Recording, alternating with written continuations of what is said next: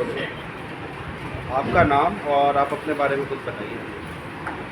मेरा नाम तारकेश्वर सिंह है और मैं बिहार से हूँ। यहाँ दिल्ली में नौकरी करता था। रेलगाड़ी से एक्सीडेंट कर गया और 2000 सन में। तो मैंने ये 2000 सन में एक्सीडेंट हो गया तो 2-3 साल तो मेरा ट्रीटमेंट में लग गया। लेकिन 2003 से मैं इन लाचार बेसहारा बुजुर्गों के साथ मैं सेवा करता हूँ और इसी में हमारा अब जीवन 20 साल से कट रहा है। आपकी कहानी क्या रही है और आपकी इस चीज़ की शुरुआत आपने कैसे करी? देखिए, मैं रेलगाड़ी से एक्सीडेंट करने के बाद मैंने पहली बार जो है ना, मेरी धर्म पत्नी प्रतिमा देवी ने किया काम। तो बोला कि ये बात से भाई मंदिर में मैंने ये करने में कुछ नहीं करना है मुझे। मैं गरीबों की सेवा का, गरीबों की दुआएं लेनी है। क्योंकि मेन है कि मंदिर में भगवान तो करते हैं, लेकिन ठीक है, लेकिन जो गरीबों की सेवा है, लाचार है, बेसहारा है, उनकी सेवा करने से जो धर्म मिलती है वो और कहीं नहीं मिलता। जैसे कि लोगों आज के जनरेशन में, पहले ऐसा नहीं था, लोग माँ बाप को घर से निकाल देते हैं, जिसका दिमागी हालत ठीक नहीं, वो निकल जाते हैं। जो कि किसी दुर्घटना हो जाती है तो रोड पर पड़े रहते हैं, जैसे मेरे साथ ऐसा घटना हुआ। फिर आपको जो है सो जिनके संतान नहीं है, जिनके बच्चे विदेश रहते हैं, जिनका शादी हुआ तलाकशुदा हो गया, आपको ये ऐसे लोग जो अंत में बुढ़ापा में अब के जनरेशन में लाचार हो रहे हैं, इनके भाई परिवार वाले करने वाले कोई नहीं होता है। वो ऐसे लोगों के लिए एक मैंने सोचा कि जो बात है, ऐसे लोगों को सेवा करनी चाहिए। क्योंकि दुर्घटना होने के बाद में बहुत से के परिवार यहाँ नहीं रहते हैं, बाहर रहते हैं। तो कुछ दिन ऐसा होता है कि एक्सीडेंट होने के बाद कुछ दिन अपना घर का पता नहीं बताते हैं, तो वो लावारिस के हालात में रहते हैं। जब ठीक होते हैं तो बताते हैं, नहीं तो मर जाते हैं तो दाह संस्कार हो जाती है उनकी। चाहे प्रसाद सरकार की ओर से होती है, चाहे ऐसे हमारे ऐसे संस्था में आते हैं, उनकी भी ऐसी हो जाती है। तो जिससे कि आज के जनरेशन में वृद्धाश्रम जो मैंने बनाया है, उसका यही सोच है कि जो वहाँ से लाचार, बेसहारा, बे औलाद, जिनका शादी नहीं हुआ है, जिनका शादी हुआ तलाकशुदा हो गया, तो ऐसे मैंने जिनके बच्चे विदेश रहते हैं, वैसे लोग भी हमारे यहाँ रहते हैं। तो मैं चाहूँगा कि आप लोग समाज के लोग आएँ और इस तरह की संस्था में सहयोग करें। कितने लंबे समय से आप इस कारण के साथ जुड़े हैं और सेवा कर रहे हैं? कितने लंबे समय से? ये 20 साल हो गया। 2003 से चालू किया था। 2002 में एक्सीडेंट किया था। 2-3 साल नहीं कर पाया था। पियाऊ लगा के पियाऊ का सेवा करते थे, लेकिन पियाऊ के पास एक दो को सेवा शुरू करते करते आज इतना बड़ा रजिस्ट्रेशन मैंने 2010 में कराया। आपके साथ एक हादसा भी हुआ था जिसमें आप बिल्कुल ही जाते जाते बचे थे। उस हादसे के बारे में हमें एक बार हाँ, बताइए। एक बार मैंने अपने ड्यूटी जा रहे थे तो रेलगाड़ी से एक्सीडेंट कर गया। जो मेरा ये हाथ और ये मेरा कूल्हे की हड्डी नहीं है, कूल्हे की हड्डी टूट गई थी। तो मैं उस समय रेलवे लाइन के नीचे गिर गया था। दूसरे दिन किसी ने उठाया और ले जाकर किसी हॉस्पिटल के बाहर छोड़ दिया। तो लोग वहाँ क्या कहते थे कि ये शराबी है, पागल है।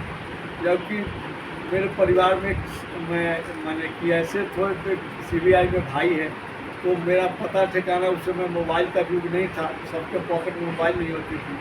और कोई एक्सीडेंट होता था तो पहले किसी को उठाकर कोई हॉस्पिटल नहीं ले जाता था। कारण था कि सरकार की कानून उल्टी थी। आपको मेन कहानी यही था, क्योंकि सड़क पर रहने का, सड़क पर इलाज लोगों को न देखने के कारण मेन कहानी यही थी कि लोग एक्सीडेंट करता था तो नहीं उठाता था, क्योंकि पुलिस उनको उल्टा डंडा करती थी, भाई कहाँ से लाया, कैसे लाया। लेकिन जब से सुप्रीम कोर्ट का गाइडलाइन हुआ, तब से ऐसे लाचार बेसहारा बुजुर्गों को कोई एक्सीडेंट हो जाता है तो लोग कॉल करता है, पुलिस उनके ऊपर कोई कार्रवाई नहीं करती है और मेडिकल में उनका ट्रीटमेंट भी होता है। और ऐसे लाचार लोग जिनको परिवार वाले नहीं ले जाते हैं, वो ऐसी संस्थाएं में, जैसे कि संस्था स्वर्गवीर आश्रम, जिसका नाम प्रतिमा देवी मानव सेवा ट्रस्ट है, इसका फ़ोन नंबर है 9268525148 है। फिर दोबारा बता रहा हूँ, 9268525148 है। तो ऐसे जगह पर लोग आते हैं, उनका ये फ्री में सेवा होती है। दानदाता अपना दे करके जाते हैं और करते हैं। हमने हर क्वेश्चन में ना जैसे आप क्लोजर दे रहे हो, आप हमें इन लोगों के बारे में बताइए जिनकी आज आप सेवा करते हैं। लोग कहाँ से हैं और आप इनसे कैसे मिले और यहाँ तक कैसे पहुँचे? देखिए, इनकी दिमागी हालत ठीक नहीं है। ये लोग रोड पर जो है रहते हैं, हॉस्पिटल में लवारिस हो जाते हैं, मंदिर गुरुद्वारे पर होते हैं और आप वो मार्केट में होते हैं। मैंने ऐसे लोग मैंने ये लवारिस हो जाते हैं जो हमारे यहाँ आते हैं। और कुछ जो है सो बस ऐसे आते हैं। दूसरा, जिनके बच्चे घर में नहीं देखते वो भी आते हैं। और सब एक पुलिस के द्वारा आते हैं। किस प्रकार का जीवन ये अभी यहाँ पे ये व्यतीत कर रहे हैं और ये आश्रम तक कैसे पहुँचे? आप इनके तक कैसे पहुँचे और ये लोग आश्रम तक कैसे पहुँचे, मैं ये जानना चाहता हूँ। हाँ, ये आश्रम का कोई सोच नहीं था। एक उस समय में वृद्ध आश्रम जब मैं शुरू किया था तो कोई दिल्ली में वृद्ध आश्रम नहीं था। 2000 सन में 2003 में कोई वृद्ध आश्रम नहीं था। 2003 के बाद में लोगों ने सेवा किया, फिर सेवा करते करते रजिस्ट्रेशन कराया। 2003 के पहले नहीं। तो ये जो है सो पियाऊ लगाया था, वहीं पर पानी पीने आते थे, वहीं फिर वहीं पर मैंने खाना देना शुरू किया। 1 को दिया, 2 को दिया, 3 को दिया, ऐसे देते देते वही समाज में। आप हमें अपने साईं वृद्ध आश्रम के बारे में, स्वर्ग वृद्धाश्रम स्वर्ग वृद्ध आश्रम के बारे में एक बार बताएंगे। और कैंपेन हम पे लेकिन साई के नाम से है वो। आप मैं बोल देता हूँ अभी इसको मैं आपसे इस आपकी जो इस स्वर्ग वृद्ध आश्रम है इसके बारे में जानना चाहूँगा और ये भी जानना चाहूँगा कि इसको चलाने की जो मोटिवेशन है, जो ऊर्जा है, वो आपको क्या वो कारण है जो आप इस चीज़ से जुड़े और आपने इसको अपनी ज़िंदगी का मोटिव बनाया कि मैं ये करना चाहता हूँ? नहीं, जो है सो पहले जो संस्था बनी वो साई वृद्ध आश्रम के नाम से बना, लेकिन अब जो है सो 2018 के बाद में इसको स्वर्ग वृद्ध आश्रम में कन्वर्ट कर दिया गया। आश्रम है, पहले साई था, बिल्डिंग वही है, जगह वही है, बुजुर्ग वही है, लेकिन इसको अभी दोनों ट्रस्ट मिला करके मैंने इसको स्वर्ग वृद्ध आश्रम और प्रतिमा देवी मानव सेवा ट्रस्ट के अंदर चलता है। दूसरी बात, आपने बोला कि ये बुजुर्ग कहाँ से आते हैं। ये मैं भी एक दिन एक्सीडेंट करने के बाद इनके तरह रोड पर था, तो मैं यही सोचता था कि मेरा हाल ये है, मैं सेवा कर सकता हूँ, मैंने मेरा हाल ये है तो और लोगों का क्या हाल है। मेरा तो परिवार है तो मेरे को उठा कर ले आया, भाई थे CBI में, वो सब ले आए श्रीनगर में, तो मेरा तो उठा रहा है, लेकिन जिनके कोई नहीं है उनको कौन देखेगा। अब क्योंकि मेरे अगल बगल ही वो सारे बैठे रहते थे हॉस्पिटल के बाहर, उनको कोई नहीं उठाया और मेरे को उठा कर रहा है। मैं उनको कई एक साल से देख रहा था, तो फिर जो है सो मैं इसी पर सोचा कि मेरा तो क्या हाल, औरों का क्या हाल। तो मैंने बताया कि मैं अब जीवन में और कोई काम नहीं करूँगा, बस ये सेवा ही करूँगा। जो ऐसे लोग मैं जैसे था, अब इन लोग को उठाकर जितनी अच्छा से अच्छा सुविधा हो सेवा करना कर सकते।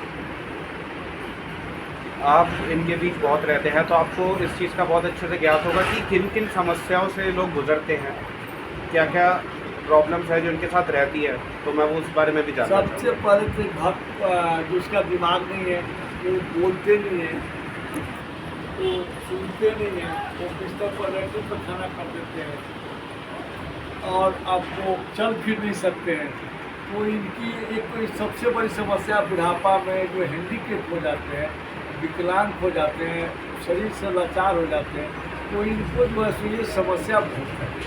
दूसरी समस्या है इनका ट्रीटमेंट का। अभी भी सरकार के अस्पताल में इनके अभी हॉस्पिटल में उतनी सुनवाई नहीं है जितना चाहिए, क्योंकि प्राइवेट में हम गरीब आदमी जाते हैं तो उतना पैसा नहीं है, हमारे पास संस्था में पैसा नहीं है कि जो प्राइवेट अस्पताल करें, वो बहुत महंगे चार्ज करते हैं।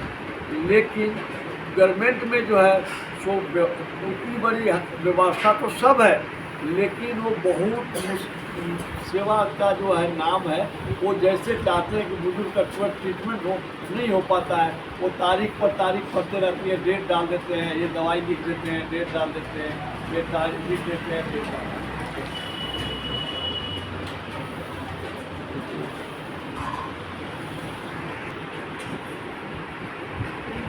इसके बारे में भी जानना चाहूँगा, जब पहला रेस्क्यू मतलब पहले आपने किसी ऐसे इंसान की मदद करी थी जिनको आपने इस चीज़ से बचाया था, तो वो कौन थे और उनके साथ आपका क्या वाक़या रहा? नहीं, मैं उसको जानता नहीं था जो मेरे को बचाया, उसको जानता नहीं था। वो तो एक इंसानियत के नाता रेलवे लाइन से उठाया और हॉस्पिटल में ले गया। हॉस्पिटल में वो 12,000 रुपया मांगा, उतना पैसा ना उसके पास था ना मेरे पास था। तो उसने मेरे को अपना नाम पता नहीं दिया, मैं उस हालात में नाम पता पूछने लायक भी नहीं था। वो हॉस्पिटल के बाहर लावारिस हालत में मेरे को छोड़ कर चला गया, लेकिन उसका पता ठिकाना नहीं। जब आपने पहली बार किसी बुज़ुर्ग की सहायता करी थी, उन्हें रेस्क्यू करा था, उन्हें घर दिया था रहने को या उनकी सेवा करी थी, तो वो पहला आपका कहाँ से आपकी शुरुआत हुई थी? वो पहला इंसान कौन थे जिनकी आपने सबसे पहली बार मदद करी? पहले शुरू में एक गूंगा बाबा, मैंने एक पियाव लगाया था, वहीं पर एक गूंगा मैंने बोलता नहीं था, उसको बाद में पता लगा, लेकिन उसने जो है सो पियाव के पास आया, पानी पीता था, पिया और रात को आज भी सोआ, फिर दूसरे दिन भी सोआ, फिर रोड पर वो रोज चलता था। तो मैंने एक दिन रात को जब पानी पी करके वहीं सोने लगा तो मैं बोला रोटी खा, मैंने उसको रोटी दी, मैंने पूछा भी नहीं उसको, मैं बोला रोटी दे दूँ, बस उसको रोटी दिया मैंने। रोटी देने के बाद जो है सो क्या हुआ कि आपको वो खाने के बाद वो सुबह में गया नहीं, फिर मैं जब चाय पी रहा था तो वो भी वहीं बैठा था, वो मेरे को देख रहा था। तो फिर मैंने उसको चाय पियोगे, तो फिर उसने बोला हाँ, तो मैंने उसको बुलाया, अपने बोला मियाँ वाली 8-10 रोहतक रोड पर था, ये पश्चिम बिहार में, तो वहाँ पर बुलाया, उसको चाय दिया, चाय पी लिया। उसके बाद में मैंने दोपहर के बाद में जो है ना बोले कि विवाह सेवन करेंगे, तो जब उसको स्नान घर में ले गया बाथरूम में, तो उसने जो है ना जब नहवाया कपड़ा खोल के, तो उसके पूरे शरीर कीड़ा खा गया, उसकी पूरी शरीर कीड़ा खा गया, तो जो है सो पूरी शरीर कीड़ा खा गया। सवाल करें। इस चीज़ की शुरुआत कहाँ से हुई थी? लाइक वो कौन ऐसा पहला बंदा था जिसकी आपने सहायता करी थी इस चीज़ में लेके, मैं उसके बारे में जानना चाहूँगा। आपको पहले ने पियाऊ जहाँ लगाया था, तो पियाऊ के पास एक आदमी था, वो आ करके वहाँ रोज पानी पीता था, सो जाता। एक दिन मैंने उसको रात को खाना दिया, फिर जो है सो सुबह उठा तो क्या हुआ कि जब वहाँ से फिर हम लोग चाय पी रहे थे घर के सामने में, तो बोले चाय पियोगे, तो बोला हाँ चाय पियेंगे। तो हम बोले कि आ जा, तो अंदर आया और चाय पिया। चाय पीने के बाद में उसको जो है ना फिर हो गया, चाय पी लिया। फिर मैं बोला कि एक उसके बाल में जटा हो गया था, पूरा मैंने मेंटल टाइप का जटा हो गया था, एकदम गंदा कपड़ा लेट्रिन की तरफ बदबू मारता था। तो मैं बोला कि नहाओगे, तो जो है सो उसने बोला कि हाँ। तो मैंने उसको ले जाकर बाथरूम में उसको नहवाया, कपड़ा खोला, तो जैसे खोल करके नहा करके साबुन लगाया, तो उसके पूरे शरीर कीड़ा खा गया। तो जब कीड़ा खा गया था तो उसको मैंने क्या किया कि मेरे पास उसके लिए कपड़ा भी नहीं था, तो फिर एक बच्चों को पढ़ाने वाले मास्टर साहब आए, वो अपने घर से कपड़ा लाए और दिया, उसको कपड़ा पहनाया। फिर मैं उसको संजय अस्पताल में ले गए और उसका जो है ना डॉक्टरों से दवाई दिलवाया कीड़ा का मरने का, फिर वो जो है सो ठीक हो गया। लेकिन उसी के मैंने उसके पास ना पैसा था, कम से कम 70-75 हज़ार रुपया था। मेरे पास पैसा नहीं था, मैं कोई खास पैसे वाला आदमी नहीं था कि मेरे पास पैसा था। मैं उसी के पैसे से ना मैं आपको कभी दूध और सब्जी और ये ले आते थे, वो भी खाता था, और ऐसे करके एक दो आते गए वो उसके पैसे से, वो रोज़ अपने से दूध लाता था, अपने से सब्जी लाता था, वो देता था, बनाते थे, खिलाते गए। वो हमारे पास तो अब एक्सीडेंट करे तो मेरे पास तो जेब खाली हो गया था, लेकिन उसी पैसे तो फिर इसी तरह 1 हुआ, 2 हुआ, 3 हुआ, 4 हुआ, 5 हुआ, 6 हुआ, तो फिर जब इतने हो गए तो अड़ोस पड़ोस के लोग आकर के खिलाते थे। यही जीवन का मेन शुरुआती है, जो 8-10 मियाँ वाली नगर रोहतक रोड में एक पियाऊ लगा। अभी जो फ़िलहाल इन लोगों की व्यवस्था है, जो इनकी हालात हैं, एक मैं उसके बारे में भी जानना चाहूँगा और ये भी जानना चाहूँगा कि क्या मेजर वो हैं दिक्कतें हैं जो आप अभी इनके साथ देख रहे हैं हाल फिलहाल? देखिए, इनको रोटी तो लोग मैंने हो जाता है, रोटी तो कोई ना कोई प्रभु दे देता है, लेकिन इनकी सबसे पहले एक छत की है, जो रहने की असुविधा। कहीं भी किसी को काम शुरू करने के बाद छत चाहिए, कोई छत की समस्या है, जगह की कमी है और जगह है नहीं। अभी एक शुरुआत किया हूँ बनाने के लिए, वो जो है सो अब देखिए, ये लोग कुछ लोगों ने सहयोग किया कोई लेंटर डल गई है और लेंटर डल रही है। अब पहले तो जो है सो झोपड़ी में बगल में रहते थे, आपने देखेंगे, आप बात बता दूँगा आपको, देख लीजिएगा, तो झोपड़ी में रहते थे। लेकिन अब जो है सो बिल्डिंग का लेंटर डल गया, अब कंप्लोरी व्यवस्था इसमें छत हुआ है, लेकिन इसकी पूरी व्यवस्था नहीं हुई, एक फ्लोर का, बाकी अभी और बनाना है, जिसके लिए सरिया, ईंटा, बालू, सीमेंट, लकड़ी का सामान, प्लम्बर का सामान, लेबर का खर्चा, सबसे ज़्यादा इसमें लेबर का खर्चा है, सबसे ज़्यादा लेबर का खर्चा है। बिल्डिंग मटेरियल सामान तो मैंने लोग दान दे देंगे, लेकिन मजदूर का कोई नहीं देना चाहता। अब मजदूर बिना नकद के चलेगा नहीं, पैसा नहीं।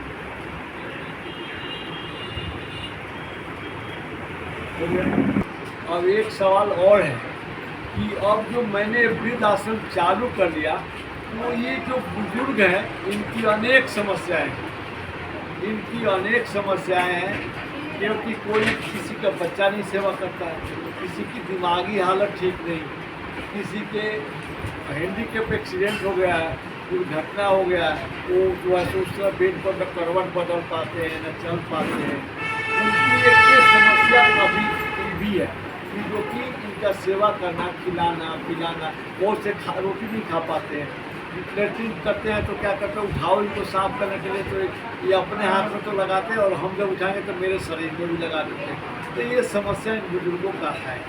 सेवा सबसे बड़ा है, मैंने रोटी दाल की मैंने समस्या नहीं है। जो बिस्तर पर ऐसे पखाना करते हैं, जो रोटी नहीं खा सकते हैं, करवट नहीं बदल सकते, बीमार पर तो हॉस्पिटल नहीं जा सकते, इनकी जो है सो बहुत बड़ी समस्या है, जो कि इसके लिए स्टाफ की बहुत ज़्यादा मैंने महंगा पड़ता है। जो सेवादार है वो बहुत महंगा पड़ता है। आपके हिसाब से ये जो आपका स्वर्ग वृद्ध आश्रम है, ये किस प्रकार से इन लोगों की ज़िंदगी में बदलाव ला रहा है? अब हम तो लाते हैं तो एकदम मेंटल की तरह पागल काले ऐसे होकर आते हैं, लेकिन जब यहाँ आते हैं तो मैं उनको नहवाना धोवाना, दवाई खिलाना, दवाई सब करके ना, रोटी पानी समय से देना, तो जा करके इनमें अब सुधार होता है धीरे धीरे।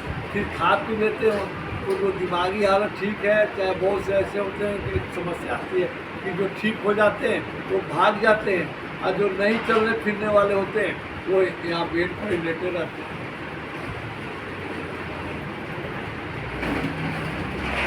कोई पर्सनल ऐसी व्याख्या जो आपके साथ इन लोगों में हुई हो, जिसे आप बताना चाहें कि हाँ भाई, कि मैं जब इनसे मिला था तो इस व्यवस्था में थे और उसके बाद इनके जीवन में ये बदलाव आया इस आश्रम में आके? हाँ, ऐसे तो सबके हैं। ये जैसे हमारे सोहनलाल बाबा ये आए थे तो इनके कोई छोड़ गया, अब जो है सो इनका कहानी क्या हुआ कि अब इनको जैसे मैंने जो एक दो दिन नहवाया धोवाया प्यार किया, वो फिर हमारे साथ रहते हैं, खाते हैं, पीते हैं, सोते बैठते हैं, बातें भी करते हैं। सभी का ही कहानी है। जब आते हैं तो वो हाल रहता है, लेकिन एक दो दिन के बाद में समझ जाते हैं कि हमारा यही देखेगा, यही करेगा, जो मांगूंगा ये देगा। वो मेरे से मांगते भी हैं, और मैं इनकी जब सेवा करो तो ये सब अपना समझ लेते हैं, ये अपना समझ लेते हैं। मैं तो इनको अपना समझ के रखा हूँ, लेकिन ये लोग भी मुझे अपना समझने लगे। अभी इस वक्त इस टाइम पर अभी कितने लोग हैं जिनकी आप अभी करंटली सेवा कर रहे हो, और इनकी अभी फिज़िकली फाइनेंशियली क्या दिक्कतें हैं? जो मैं अभी करीब 65 आदमी करीब हैं, 65-66। और आपका फिजिकली सेवा जो कि चलते फिरते नहीं बता ही दिया, जो बिस्तर पर लेटरिन पखाना करते हैं, जैसे अंधे हैं, गूंगे हैं और बोल नहीं सकते हैं, तो उस हालात में अभी हैं और यहाँ होते रहे। क्योंकि जब ये आश्रम खोले हैं तो इनका आना रहेगा और भगवान के यहाँ जाना भी हो, क्योंकि इनका तो ऐसा समस्या ही भी नहीं है। अब यहाँ पर जितने हैं ना, ये केवल शमशान घाट का ही जाकर है।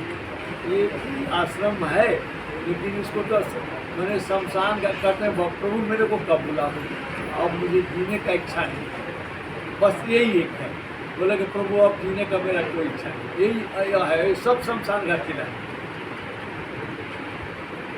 जब आप इन लोगों में खाना पानी, इनको इस छत की व्यवस्था देते हैं, तो उन लोगों का आपके प्रति क्या प्रभाव रहता है, क्या रिएक्शन रहता है जब आप ये चीज़ अपनी आंखों से देखते हैं? देखिए, जो समझदार हैं वो तो बोलते हैं, जो जिनका मतलब नहीं है दुनियादारी से, जिनका घर का पता नहीं, गांव का पता नहीं, जो बोल नहीं सकते हैं, जो देख नहीं सकते, उनसे क्या लालच किया जा सकता है।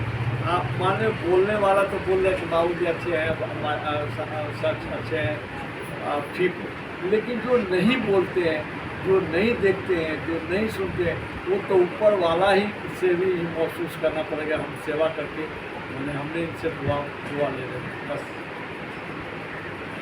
हम जो है सो इनसे मैं उन लोगों के बारे में भी जानना चाहूँगा जो आपके साथ जुड़े हुए हैं, जो आपके साथ इस मिशन में लग के आपके साथ इन लोगों की सेवा करवा रहे हैं, उनके बारे में भी एक बार जानना। स्टाफ हैं जो कि उनके साथ अकेले अब नहीं होता है, पहले मैं कर लेता था, अब मेरी भी उम्र हो गई और जो है सो थक गया हूँ, और जो है सो अब सेवा करने वाला सेवादार की जरूरत पड़ती है, क्योंकि एक बुजुर्ग को उठाने के लिए 3 आदमी चाहिए। एक आदमी को बुजुर्ग को उठाने में एक आदमी उठाता है, व्हील चेयर बैठाता है, फिर लैट्रिन में उसको नहवाता है, तब तक दूसरा आदमी का बेड सफाई करना पड़ता है, तो उनको कपड़ा पहनाना पड़ता है, तो वो थोड़ा सा वो और क्या क्या रोल है जो वो निभाते हैं आपके साथ साथ इन लोगों अब इनको ले जाते हैं तो क्या करते हैं कि जब सब सिर्फ बिस्तर पर लैट्रिन पर खाना कर दिए, या ऐसे भी हैं जो कि मैंने बात नहवाने लगे तो बिस्तर पर लैट्रिन पर खाना करेंगे, तो अब इसमें एक सेवादार से होगा नहीं, उसको ले जाएंगे, उसको नहवाएंगे, उसको नहवाने के लिए साबुन से लगा के कपड़ा पहनाएंगे, तो फिर दूसरा स्टाफ क्या करेगा, इनका बेड साफ़ करेगा, क्योंकि बेड नहीं साफ़ करेगा तब तक वो तो कुर्सी पर बैठ नहीं सकता ज़्यादा, तो उसमें थोड़ा सा हमारे सेवादार चाहिए, सेवादार के बिना नहीं हो सकता। अभी हाल फिलहाल इन लोगों के लिए जो छत की व्यवस्था है वो किस प्रकार है और आप इसको और क्या किस प्रकार और अच्छा करना चाहते हैं? देखिए, ये छत तो अभी ऐसे आप देख ही रहे कि बस टेम्पोररी बना हुआ है, लेकिन अब आगे जैसे फंड आएगा, पैसा लोगों का सहयोग होगा, फिर उसके बाद जैसे जैसे आएगा वैसे से बस काम होते जाएगा।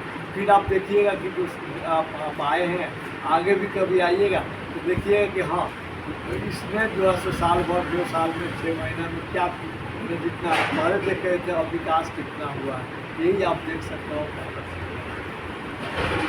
कहाँ पे और कहाँ कितनी जगह आप और इन जगहों का लेके बना के व्यवस्था कर रहे हैं इन लोगों के लिए जो आपका मिशन है? देखिए, एक तो मेरा जेवर में प्लान है 300 गज या 500, मैंने पहले हुआ तो दोनों जगह बन सकता है। अब मैंने जगह तो मिल चुकी है, लेकिन नक्शा पास हो रहा है। नक्शा पास हो करके वो किसी जारीपुर के जज हैं, काउंसिलिंग के जज हैं, वो जो है सो उनकी ओर से एक जगह मिला हुआ, और एक आपको करीब बहुत बड़ा जगह 5-5.5 एकड़ जहाँ गाय भी है, और उसी में बगल में एक और जगह है, उसी में 1000 गज में या 2000 गज में या 3000 गज में आप वृद्धाश्रम बनाने की सोच है। इसको बनने के बाद 2 जगह प्लान और है, वहाँ थोड़ा सा खुला एरिया होगा, जगह भी बड़ी होगी, और वहाँ बनाने की सोच है। इसके बाद वहीं फिरूँगा। नक्शा जेवर वाला में तो गवर्नमेंट का नक्शा पास कराए इतना नहीं कर सकता है, लेकिन यहाँ पर आपको बिना नक्शा के तो नहीं बन सकता है ना, कहीं भी तो नक्शा बन जाएगा दोनों जगह का, तो होगा। वहाँ पर एक जगह जो है सो आपको 500 बेड बनाने का विचार है, जेवर में जो है सो 200 बेड बनाने का विचार है। आपको ये छत और ये जो आप चीज़ बनाना चाहते हैं इनके लिए, या घर बनाना चाहते हैं, जो छत आप इनको अच्छी देना चाहते हैं, इसके लिए आपको किस किस चीज़ की सबसे ज़्यादा ज़रूरत है, हमें उस चीज़ के बारे में बताएं। हाँ, इसके लिए सबसे पहले तो लेबर मजदूर की ज़रूरत है, मजदूर की ज़रूरत है, जो कि मैंने अपना मैंने शारीरिक मेहनत से काम। दूसरा चाहिए सरिया चाहिए, रोड़ी चाहिए, बदरपुर चाहिए, सीमेंट चाहिए, उसके साथ तार का वायरिंग अनेक तरह के छोटे छोटे मैंने सामान चाहिए। उसके बाद में प्लम्बर का काम चाहिए, फिर उसके बाद में बिजली का वायरिंग का काम कराना है, फिर लकड़ी का चौखट कुंवारी का काम कराना है, फिर ईंट की भी ज़रूरत है, इस तरह बिल्डिंग में जितने हैं सब, फिर स्विच बोर्ड, बहुत तरह के काम है, फिर पत्थर टाइल भी लगाना है, क्योंकि ऐसे रहेगा तो लेटरिन करेंगे तो इसमें बदबू हो जाएगा, तो उसमें पत्थर टाइल भी लगाना है, इसमें काम अनेक तरह का है। और बिल्डिंग में जो है सब बहुत तरह के अनेक तरह के काम, जैसे जैसे काम है, महीने काम बहुत है। लिफ्ट लगाना है, कम से कम लिफ्ट के लिए 14-15 लाख रुपया चाहिए, क्योंकि 7x5 का लिफ्ट है, बड़ा लिफ्ट है। इसको लोगों से मैं अपील करूँगा कि लिफ्ट जितना से जितना जल्द सहयोग करें देने के लिए मैं लिफ्ट लगा। जब आपने सेवा की शुरुआत की थी, शुरुआती दौर में आपको बहुत चीज़ों की दिक्कतें आती होगी, कई बार खाना कम पड़ जाता होगा इन लोगों को देने के लिए, हाइजीन की प्रॉब्लम आती होगी, तो मैं उन समस्याओं के बारे में एक बारी बारीकी से जानना चाहता हूँ कि आपने उस चीज़ को कैसे फेस करा इस टाइम। अब इसकी समस्या इसलिए नहीं होती थी कि मैं क्या करता था कि सुबह उठता था, एक झोला लेता था, एक कच्ची कॉलोनियों में झोला लेकर चले जाते थे और एक एक कटोरी आटा मांग लेते थे, समझ ना। फिर उसमें कोई देख लेते थे कि ज़्यादा है तो कोई चीनी दे देता था, कोई चाय पत्ती दे देता था, कोई मसाला दे देता था, कोई ये दे देता था, तो जो है सो ये काम जो है सो होता था, समझ ना। तो ये जो है सो समस्या ये हो जाता था। अब फिर 2 बजे के बाद मार्केट में चले जाते थे, दुकानों में एक झोला ले लेते थे, लुंगी पहन लेते थे ऐसे, और जा करके कोई 2 रुपया देता था, कोई 4 रुपया देता था, कोई 5 रुपया, कोई 10 रुपया, और कोई 50 रुपया भी दिया है 2003 में, उससे ज़्यादा कोई नहीं दिया।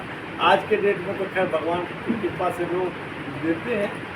अब आजकल नेट सिस्टम आ गया, नेट पर डाल दिया, उससे देख करके लोग आते हैं, बहुत बड़ी बातें आते हैं। लेकिन उस समय जो है ना, ज़मीनी हकीकत में मैंने बहुत मेहनत करनी पड़ी है, पैरों में छाले पड़ जाते थे, मैंने इनके पीछे धूप में जा सकते नहीं थे, साइकिल चलते नहीं था, पैदल चलते थे, साधन नहीं था, तो अब तो उस समय बहुत तकलीफ थी। लेकिन अब जो है सो भगवान के दया से इतना नहीं होता, हमारी भी उम्र थक गई है, अब तो उनके दया से 65-70 आदमी का रोटी चलता है, और 17-18 स्टाफ भी हैं, वो भी सेवा में लगे हैं, उनकी भी रोटी चलती है, वो भी सेवा करते हैं। अच्छे से प्रॉपर तरीके की कंस्ट्रक्शन या इमारत ना होने के कारण आपको क्या समस्या इन लोगों के लिए देखनी पड़ती हैं जो आप खुद देखते हैं? देखिए, सबसे पहले तो निवास स्थान नहीं होगा ना, तो ये आप नहीं चला सकते हैं। क्यों कि हमारे यहाँ ना रोड पर यहाँ रहते थे पहले, मैं बड़े बड़े अखबारों वाले आए हैं, आपको बता दूंगा कि आप रोड पर सोते थे पहले, यहाँ कहते थे कि नहीं जाएंगे, पुलिस भी आती थी तो कहते कि नहीं जाएंगे, क्या कर दोगे, मुझे यही मरना है। ये समस्या बहुत है। जहाँ पर इनको सेवा मिलेगी ना, तो वो चाहे रोड पर रह लेंगे, जैसे भी रह लेंगे वो रह लेंगे। आज भी मेरे यहाँ समस्या है कि अब बिल्डिंग छत बनी है और यहाँ नाला है, नाले के कारण मच्छर बहुत है, मच्छर बहुत है, तो मच्छर के कारण अब हम व्यवस्था नहीं बना पाते हैं, व्यवस्था नहीं बना पाते हैं, तो जो है सब बहुत दिक्कत है। हाल फिलहाल में अर्जेंट में हमें किन किन चीज़ों की आवश्यकता है इन लोगों के लिए जो आप अपील करना चाहते हैं? देखिए, अभी तत्काल तो भवन बन जाए, इनके बिजली का वायरिंग हो जाए, चौखट दरवाज़ा लग जाए, और जो है सो ये चौखट दरवाज़ा लग जाए, इनकी थोड़ी पत्थर टाइल लग जाए, इलेक्ट्रिक कर देते हैं तो इसको सफाई करने में बहुत दिक्कत होती है। बस इसकी बिल्डिंग में थोड़ा हेल्प लोगों का चाहिए। बहुत तरह की बिल्डिंग में जो भी है वो संपर्क करेंगे फ़ोन पर, जो है उसको लोग जो देंगे। ऐसे तो मैं लोगों से बताऊंगा मुझे इस चीज़ की ज़रूरत है, लेकिन ये बिल्डिंग में अब एक एक चीज़ का व्यवस्था करना, और धीरे धीरे जैसे उनकी कृपा होगी वैसे बनेगा।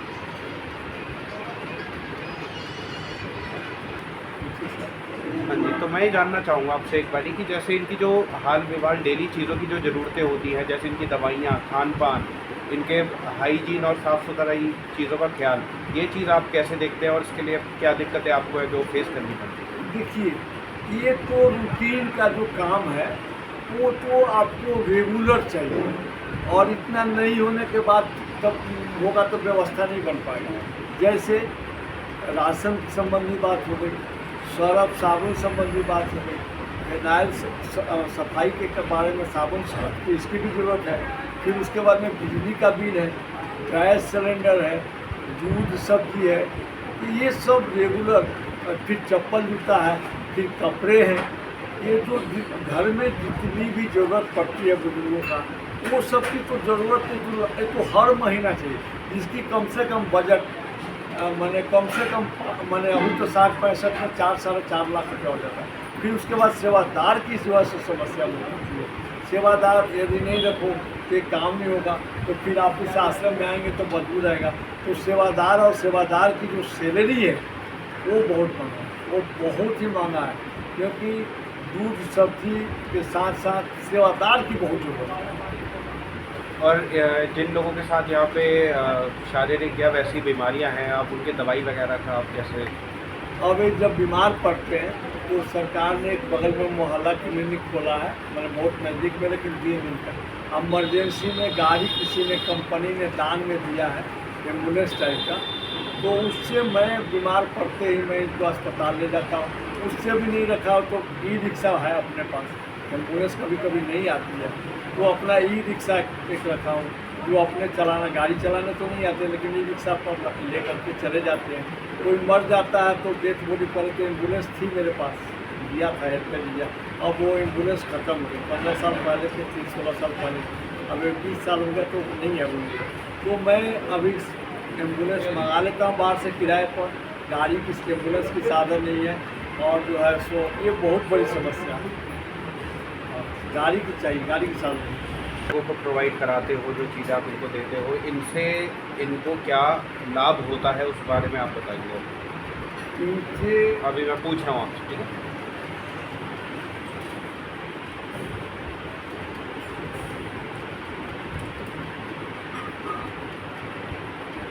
क्या ऐसी बेसिक ज़रूरतें हैं जो इन लोगों के लिए अभी आपको चाहिए, और क्या कहते हैं, और वो चीज़ें इन लोगों के लिए कितनी ज़रूरी हैं, इस बारे में मैं आपसे जानना चाहूँगा। देखिए, इनको सबसे ज़रूरी है कि रेगुलर रूटीन का चीज़, जैसे कि दूध, सब्जी, गैस सिलेंडर, सर्फ, साबुन, ये रूटीन वाला तो डेली चाहिए, डेली का खर्चा।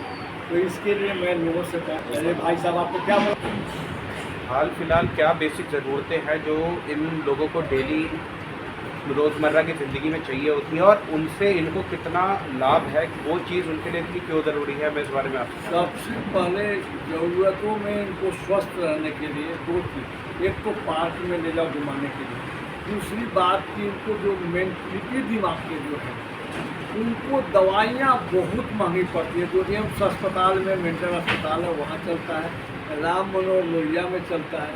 अब किसी बुजुर्ग का आँख का जो है सो प्रॉब्लम है, अब किसी का हार्ट की भी प्रॉब्लम है, ये सब वो बहुत बड़ी समस्या है।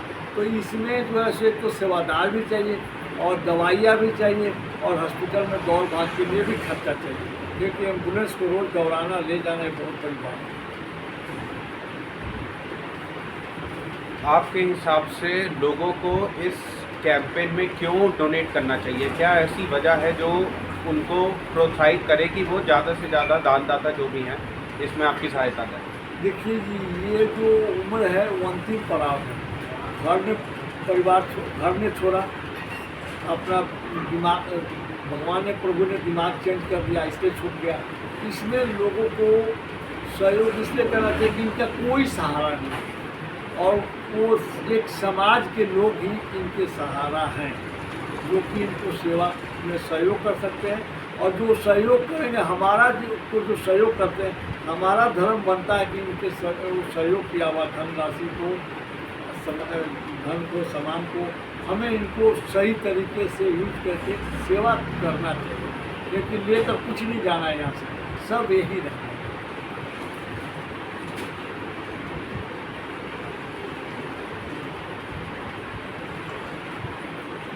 कितनी बड़ी और ज़रूरतमंद है आपकी हर ज़रूरत, जैसे कि छत और इन लोगों की छोटी मोटी दिक्कतें, और आप क्या अपील करना चाहेंगे अपने डोनर से इन लोगों की सहायता?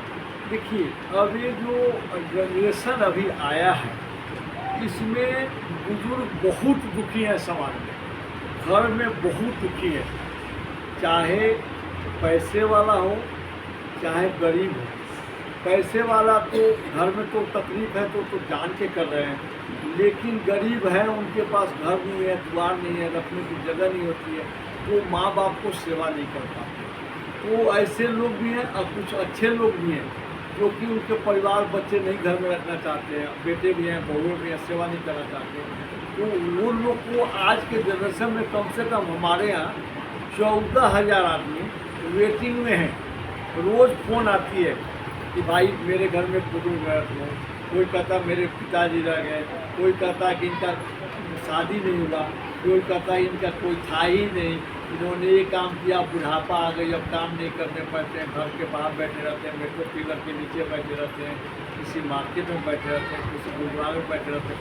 भाई इनका कोई व्यवस्था बनाओ। तो हम जाते हैं, पुलिस के जो बुलाते हैं, वहाँ ले जाकर उनका मेडिकल कराते हैं, मेडिकल कराने के पुलिस अपना रिक्वेस्ट लेटर देती है। अब आपका दूसरा समस्या आ गया कि भाई लोगों को इसमें सहयोग करना चाहिए। आपको इससे ज़्यादा ऐसे लाचार लोगों से ज़्यादा किसको ज़रूरत है? किसको दवाई की भी ज़रूरत है, तो रहने की सबसे पहले छत की ज़रूरत है, और उसके बाद में भोजन की भी ज़रूरत है, फिर मेडिकल की व्यवस्था है। अब मरने के बाद अभी तक मैंने 240 आदमी को दाह संस्कार भी किया हूँ यहाँ से।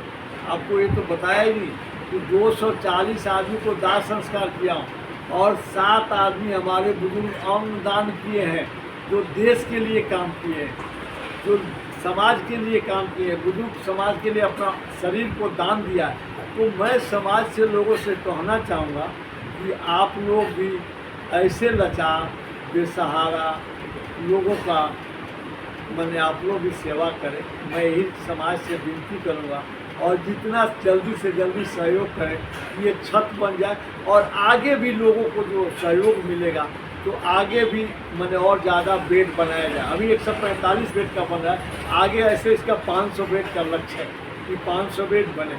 कि हमें लोग सहयोग करेगा तो मैं ज़्यादा से ज़्यादा लोगों को सेवा कर सकूँ।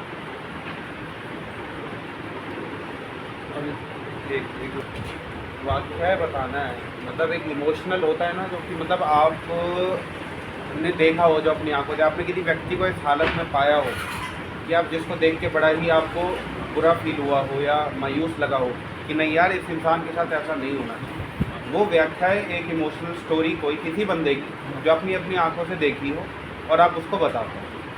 ठीक है, हाँ मैं वही एक बारी जानना चाहूँगा, वो माइक ठीक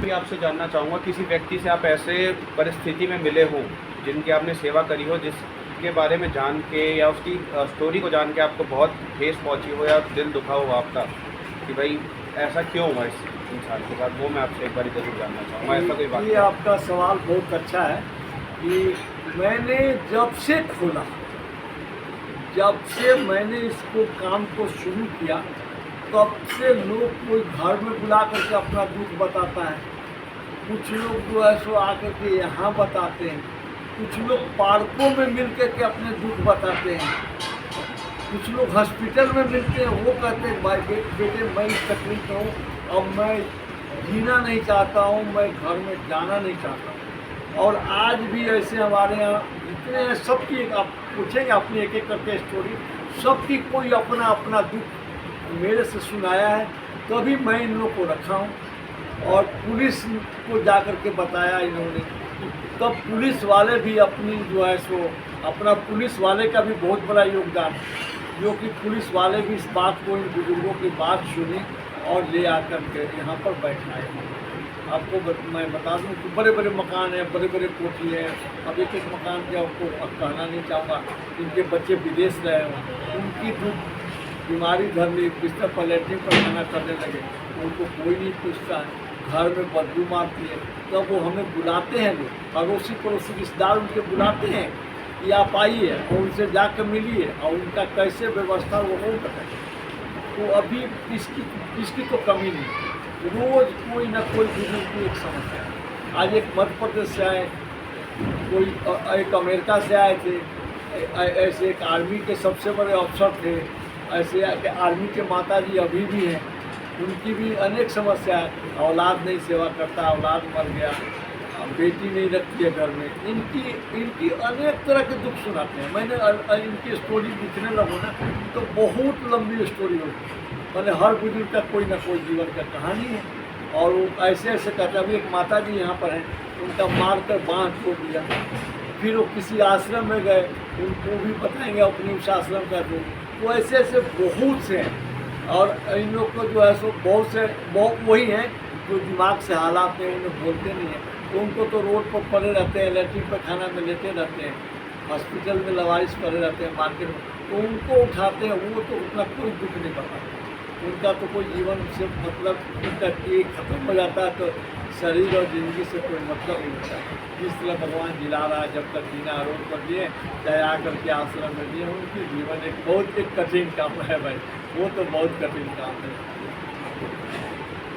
आश्रम 2003 से चालू कर रहा हूँ और आज तक लोग दानी लोग के पास जाकर पार्क में बताया, मंदिर में बताया, मार्केट में पर्चे बांटे, लोग ये बात और किसी को सुनते हैं, देखते हैं, उनको दया आती है।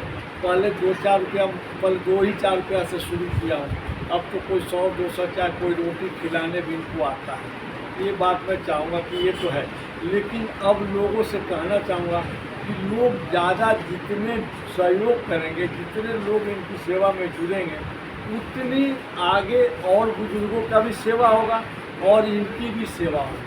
क्योंकि बिना समाज के सहयोग के बिना, बिना दान के बिना, बिना माने की व्यवस्था के बिना इनकी सेवा नहीं हो सकती है। तो लोगों से अपील करूँगा कि लोग आएँ और ऐसे लाचार बेसहारा बुजुर्गों की सेवा करें। आपके परिवार को भगवान सुखी रखें, भगवान इनकी दुआएं आपके परिवार के साथ हो, आप लोग भी आपके बच्चे परिवार सुखी रहें। मैं यही कहना चाहूँगा। स्वर्ग वेद आश्रम निहाल विहार के संस्थापक का धन्यवाद।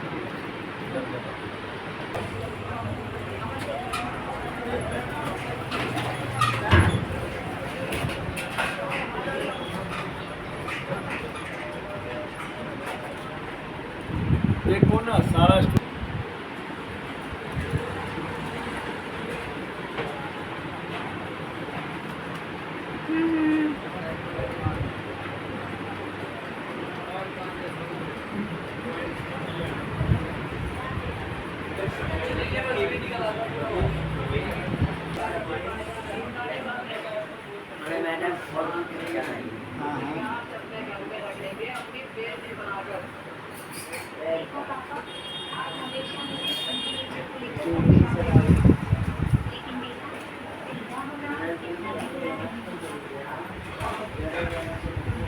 Isang